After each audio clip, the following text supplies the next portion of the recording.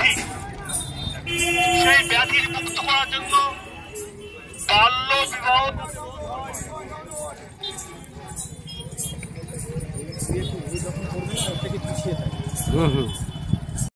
এসেছেন। শিশু শ্রমিকদের কাজ করাবেন না, তাদের একটা টাইমের পর তাদেরকে কাজ করান। বাচ্চা ছেলেদের হাতে মোবাইল দেবেন না, এই মোবাইল মানে বিরাট ক্ষতিকারক জিনিস।